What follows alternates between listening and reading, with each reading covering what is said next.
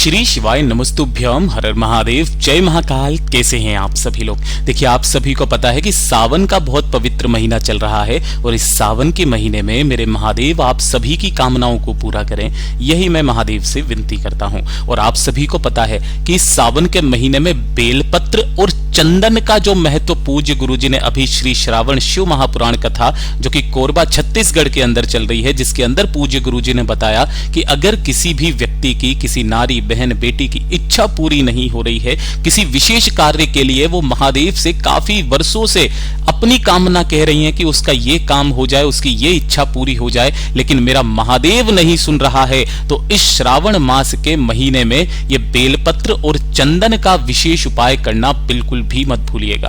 गुरुदेव की कथा से सुनकर के और समझ करके पूरे उपाय को बहुत आसान भाषा में आप सभी लोगों को बताऊंगा, परंतु उससे पहले आप सभी से बस एक छोटी सी प्रार्थना करूंगा कि जो लोग पहली बार आए हैं चैनल को सब्सक्राइब जरूर करेंगे और वीडियो को लाइक करके महादेव का कोई सा भी प्यारा नाम कमेंट बॉक्स में लिखना नहीं भूलेंगे। इस पूरे वीडियो में हम 3 महा उपायों के बारे में बात करेंगे जो कि आपकी अलग अलग कामना पूर्ति के लिए सिद्ध होंगे और कुछ उपाय आप सभी अपने घर पर भी कर सकते हैं, ये पूज्य गुरुजी ने कथा के दौरान बताया। सबसे पहले बात करते हैं हमारा पहला वाला जो उपाय गुरुदेव ने अभी की छत्तीसगढ़ की कोरबा की कथा के दौरान बताया कि जब किसी की कामना पूरी नहीं हो रही होती है, किसी की हृदय की बात है जो महादेव तक नहीं पहुंच रही है, आपने काफी सारे उपाय भी कर लिए, आपने व्रत कर लिया, आपने पूरी दुनिया से कह करके देख लिया, आपका कार्य नहीं हो रहा, आपकी इच्छा पूरी नहीं हो रही है, तो गुरुदेव ने कहा इस श्रावण मास के महीने में आपको लेनी होगी इस तरीके से 7 बेलपत्र। अब नहीं मिलती है तो महादेव की शिवलिंग के पास में जब आप जाएंगे तो वहां पर जो भी बेलपत्र चढ़े हुए हैं उन्हें स्वच्छ जल से धो करके उठा करके काम में ले सकते हो। इसी के साथ में आपको चाहिए होंगे 5 चावल के दाने, 5 अक्षत होने चाहिए। गुरुदेव ने कहा अक्षत, ऐसे अक्षत किन्हें कहा जाता है जो पूर्ण चावल का दाना हो, टूटा हुआ ना हो, और थोड़ा सा ही लेना होगा आपको लाल चंदन, है ना। विशेष रूप से ध्यान रखना, काफी सारे व्यक्ति बोलते हैं भैया लाल चंदन हमें नहीं मिलता है, तो आपके मंदिर में भी लाल चंदन होता है। आप जब भी मंदिर का लाल चंदन काम में लें तो उसका 1 रुपया, 2 रुपया, 5 रुपया जो भी दक्षिणा की तौर पर आप देना चाहो दे करके जरूर आना, तभी जाकर के वो चीज का फल आपको प्राप्त होता है। और 1 लोटा शुद्ध जल अपने घर का तांबे के कलश में, इन सभी को लेकर के श्रावण मास के महीने में आपको महादेव के मंदिर में पहुंचना है, शिवलिंग के पास। किस दिन किस समय करना है सब कुछ बताऊंगा, ध्यान से सुनिएगा। जैसे ही आप यहां पर पहुंचोगे शिवलिंग के पीछे की तरफ में आपको आसन लगा करके बैठ जाना है ना। इस वाले उपाय को आपको बैठ करके करना है। अब ध्यान से सुनना, सबसे पहले जो आपने 1 लोटा शुद्ध जल लिया है, इस 1 लोटे शुद्ध जल को अपने दोनों हाथों में लेकर के सबसे पहले अपना नाम बोलना है और गोत्र बोलना है, और इस संपूर्ण जल को केवल शिवलिंग के ठीक ऊपर समर्पित करना है। श्री शिवाय नमस्तुभ्यम, पंचाक्षरी मंत्र, षडाक्षरी मंत्र, रुद्र मंत्र, जो मंत्र आपको आता है उस मंत्र का स्मरण करते हुए गुरुदेव ने कहा पहले आपको 1 लोटा शुद्ध जल समर्पित करके जल का अभिषेक महादेव की शिवलिंग का करना है। तत्पश्चात आपने जो 7 बेलपत्र लिए हैं उन 7 बेलपत्र की बीच वाली जो पत्ती होती है, इस बीच वाली पत्ती पर अंग का संबोधन बनाना है। अब अंग का संबोधन मतलब एक एक बिंदी बनानी है लाल चंदन की। इन दोनों पत्तियों पर आपको कुछ नहीं करना, इस चीज का विशेष करके ध्यान रखना। लाल चंदन की एक एक बिंदी आपको बीच वाली पत्ती पर, सभी बेलपत्र की बीच वाली पत्ती पर लगानी है। और जो पीला चंदन है, तो जो पीला चंदन, ये बीच वाली पत्ती जो होती है, ये जिस डंडी से यहां पर जुड़ी हुई रहती है, आप हाइलाइटर से देख सकते हो, इस वाले मध्यस्थता को आपको पीले चंदन से जोड़ देना है। ठीक है ना, किससे जोड़ देना है? पीले चंदन से। तो थोड़ा सा आपको पीला चंदन भी लेकर के जाना है। शायद मैं जब चीजों को बता रहा था तब बताना भूल गया था कि पीला चंदन भी आपको चाहिए, तो आपको पीला चंदन भी मात्र 1 चुटकी के बराबर ले लेना है। अब ये जो 7 बेलपत्र आपने तैयार किए हैं, इन सभी को आपको अपने दाहिने हाथ के ऊपर इस तरीके से रखना है कि सभी की डंडियां आपके तरफ में रहे और बीच वाली पत्ती बीच वाली उंगली पर रहे। सभी के ऊपर जो बिंदी लगाई है वो ऊपर की तरफ रहे। 5 जो चावल के दाने लिए हैं उन 5 चावल के दानों को भी इन्हीं बेलपत्र के ऊपर ही आपको यहां पर रख लेना है। रखने के पश्चात आप जिस भी तिथि को ये उपाय कर रहे हैं, है ना, उस तिथि को बोलना। जैसे कि श्रावण मास की चतुर्थी, पंचमी, षष्ठी, अष्टमी, नवमी, एकादशी, प्रदोष, जिस तिथि को बोल रहे हैं उस तिथि को बोलना। उसके पश्चात आपकी जो विशेष मनोकामना है उस कामना को बोलना। कामना को बोल करके जो आपने इस बेलपत्र के ऊपर 5 चावल के दाने रखे हैं, इन्हें उठा करके सबसे पहले माता अशोक सुंदरी के स्थान पर इन 5 चावल के दानों को समर्पित करना है शिवलिंग पर, ठीक है। और जो 7 बेलपत्र हैं वो 7 अलग अलग जगह पर आपको समर्पित करना है। पहला बेलपत्र आपको भगवान गणेश जी के चरणाविंद पर, दूसरा कार्तिकेय जी के स्थान पर, तीसरा माता अशोक सुंदरी के स्थान पर रखे गए चावलों के ऊपर, चौथा बेलपत्र आपको महादेव की शिवलिंग पर, पांचवा बेलपत्र जो ऊपर की तरफ मटकी लगी हुई रहती है इस मटकी पर, छठा बेलपत्र आपको जलाधारी के जस्ट नीचे, जहां से जल नीचे टपक करके गिरता है वहां पर, और सातवां जो बेलपत्र है वो आपको नंदी बाबा के सम्मुख में, इस जगह पर जो व्यक्ति रख करके चला आ जाता है उसकी चाहे कितनी भी बड़ी कामना क्यों ना हो पूरी जरूर होती है। गुरुदेव का बहुत अद्भुत और अचूक उपाय है, जरूर कीजिएगा। और ये दूसरे नंबर का उपाय सबसे ज्यादा खास और विशेष उपाय है जो पूज्य गुरु जी ने हाल ही की कथा में दौरान बताया था।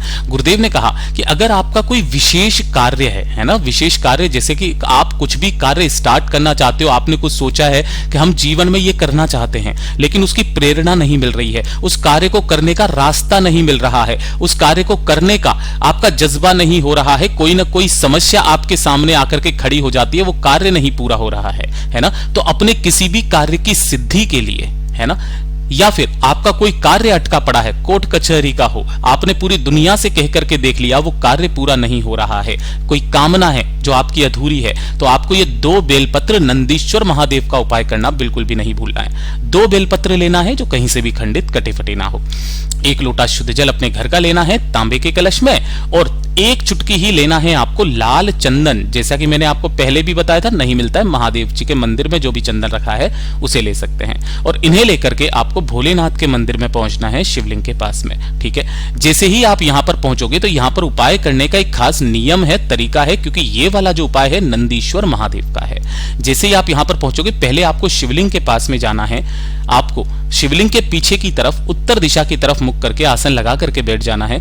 1 लोटा शुद्ध जल जो लेकर के आए हो अपने सम्मुख में रख करके अपना नाम और गोत्र बोलकर सबसे पहले इसमें लाल चंदन जो है उसी लाल चंदन को मिला देना है। अब इस लाल चंदन के जल को पहले आपको श्री शिवाय नमस्तुभ्यम मंत्र का स्मरण करते हुए शिवलिंग के ठीक ऊपर समर्पित कर देना है। समर्पित कर देने के पश्चात बाबा से विनती करना, कामना करना, और जो 2 बेलपत्र आपने लिए हैं इन दोनों बेलपत्रों को शिवलिंग से स्पर्श करा करके नंदी भगवान को आपको समर्पित करना है। किस तरीके से कि नंदी भगवान को 2 जगह पर बेलपत्र समर्पित होता है, एक होता है यहां पर सम्मुख में उठे पैर के पास में, और दूसरा होता है मस्तक पर। केवल इन 2 जगह पर ही आपके बेलपत्र समर्पित किए जाते हैं। तो जो पहला बेलपत्र होगा वो आपको नंदी बाबा के सम्मुख में जब आप समर्पित करते हो तो उसकी जो डंडी रहती है वो नंदी बाबा की तरफ में रहती है, और ये जो बीच वाली पत्ती है इनके सम्मुख में महादेव जी का शिवलिंग होता है तो शिवलिंग की तरफ में होती है। और जब आप दूसरी बेलपत्र मस्तक पर अपनी कामना कहकर के समर्पित करते हो तब डंडी पीछे की तरफ रहती है, और ये जो बेलपत्र है ये ऊपर की तरफ में, इसकी बीच वाली पत्ती ऊपर की तरफ में रहती है।